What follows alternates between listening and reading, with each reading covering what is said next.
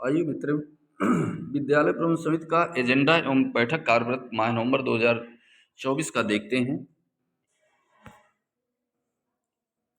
SMC मासिक बैठक agenda 4 नवंबर 2024।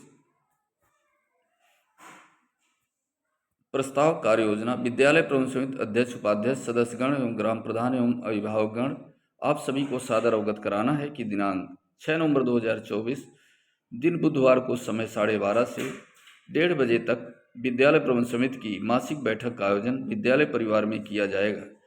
अतः आप सभी लोगों की उपस्थिति प्रार्थनीय है। ससमय बैठक में प्रतिभाग करने का कष्ट करें। धन्यवाद। सूचना का माध्यम मोबाइल फोन द्वारा, बच्चों द्वारा, रसोइया द्वारा, स्वयं के संपर्क द्वारा। बैठक कार्यरत महानिदेशक स्कूल शिक्षा के आदेश के क्रम में आज दिनांक 6 नवंबर 2024 दिन बुधवार को विद्यालय परिसर में विद्यालय प्रबंधन समिति के अध्यक्ष श्रीमती की अध्यक्षता में विद्यालय प्रबंधन समिति की बैठक आयोजित की गई। नियम के अनुसार बैठक का कोरम पूरा है। आज की बैठक में पूर्व बैठक की समीक्षा की गई और एजेंडा पढ़कर सुनाया गया एवं विद्यालय में निम्न एजेंडा बिंदुओं पर विस्तृत चर्चा की गई।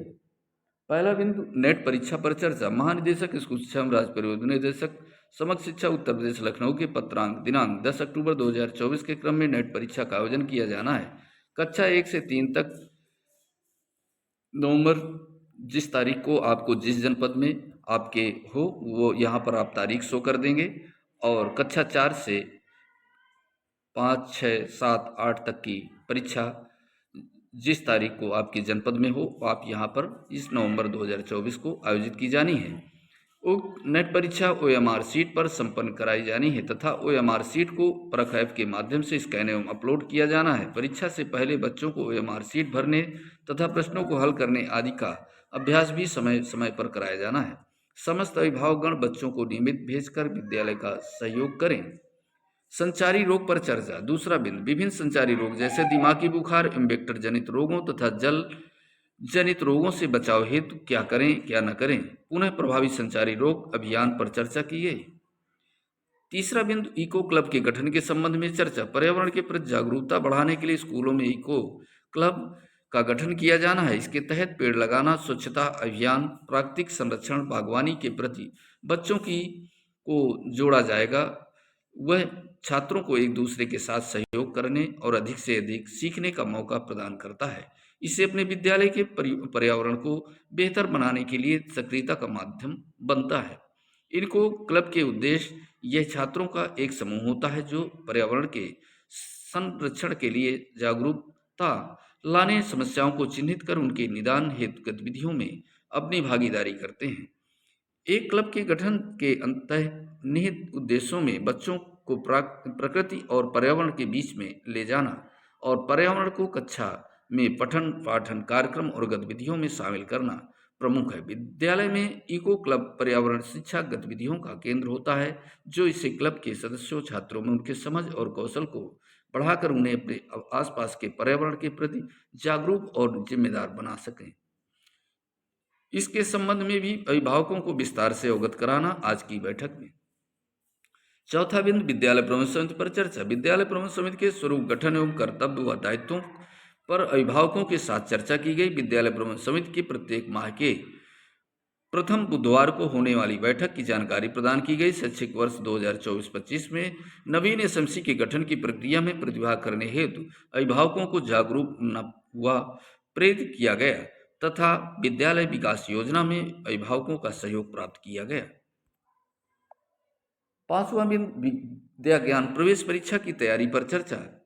सभी सदस्यों को अवगत कराया गया है कि विद्या ज्ञान प्रवेश परीक्षा सत्र 2024-25 के लिए कक्षा 6 में प्रवेश हेतु विद्यालय में जिन अभिभावकों के बच्चे कक्षा 5 में पढ़ रहे हैं और जिन बच्चों में आवेदन किया है उनकी परीक्षा तिथि 1 दिसंबर 2024 होगी। उन बच्चों के अभिभावकगण बच्चों की परीक्षा की तैयारी में विद्यालय का सहयोग करें तथा संभव पुस्तकें उपलब्ध कराते रहें अपने बच्चों के लिए। छठवां बिंदु, नवोदय विद्यालय में प्रवेश पर चर्चा। वर्ष 2024-25 में कक्षा 6 की प्रवेश परीक्षा के लिए ऑनलाइन आवेदन कर दिए गए हैं। उत्तर प्रदेश में यह परीक्षा दूसरे चरण में शनिवार 18 जनवरी 2025 को प्रातः 11:30 बजे से 1:30 बजे तक होगी। इसमें 3 सेक्शन होंगे जिसमें ऑब्जेक्टिव टाइप के प्रश्न होंगे। प्रश्नों की कुल संख्या 80 होगी जो 100 अंकों के होंगे। नवोदय विद्यालय में प्रवेश के लिए कक्षा 5 के विद्यार्थियों की परीक्षा के संबंध में तैयारी कर विस्तृत चर्चा की गई। 7वां बिंदु डीबीटी हेतु आधार कार्ड व खाता सीडेड कराने पर चर्चा। जिन छात्र छात्राओं का आधार कार्ड नहीं बना है, अभिभावकों से आधार कार्ड के लाभ के बारे में बताया गया तथा आधार कार्ड बनवाने पर चर्चा की गई। 1200 यानी 1200 रुपए की धनराशि प्राप्त करने हेतु छात्र छात्राओं के सभी माता पिता अभिभावकों के बैंक खाता सीडेड KYC होना आवश्यक है। लाभार्थी के खाते में 1200 रुपए की धनराशि आई है। आप सभी को अपने बच्चों के लिए 2 यूनिफॉर्म 600 रुपए, 1 स्वेटर 200 रुपए, जूता मोजा हेतु 125 रुपए, स्कूल बैग के लिए 175 रुपए, स्टेशनरी 4 कापी 2 पेन और 2 पेंसिल 2 कटर 2 इरेजर हेतु 100 रुपए आदि कुल 1200 रुपए का खरीद कर अपने बच्चों को देना है। 8वां बिंदु ऑपरेशन कायाकल्प पर चर्चा। ऑपरेशन कायाकल्प के तहत पंचायत स्तर से ग्राम प्रधान जी से संपर्क कर अधूरे पड़े कार्यों को पूर्ण कराने पर चर्चा की गई। निपुण भारत मिशन पर चर्चा। अभिभावकों को प्रेरित किया जाए कि वे बच्चों के साथ समय बिताएं, बच्चों के शैक्षणिक कार्य पूर्ण कराएं एवं बच्चों को लिखकर अभ्यास करने हेतु प्रोत्साहित करें तथा अधिगम स्तर को प्राप्त करने के लिए बच्चों को यथासंभव प्रदान सहयोग करें। शिक्षकों द्वारा अभिभावकों को दीक्षा ऐप डाउनलोड करने के लिए प्रेरित किया जाए और पाठ्यपुस्तकों में उपलब्ध QR कोड को स्कैन करते हुए सामग्री का उपयोग बच्चों के शिक्षण कार्य हेतु किए जाने के लिए अभिभावकों को प्रेरित किया गया। चर्चा के अन्य बिंदु जैसे दिव्यांग बच्चों हेतु समर कार्यक्रम पर चर्चा। अभिभावक द्वारा बच्चों को नियमित विद्यालय भेजने पर चर्चा। विद्यालय के परिवेशी वातावरण पर चर्चा। विद्यालय में बच्चों के ठहराव पर चर्चा।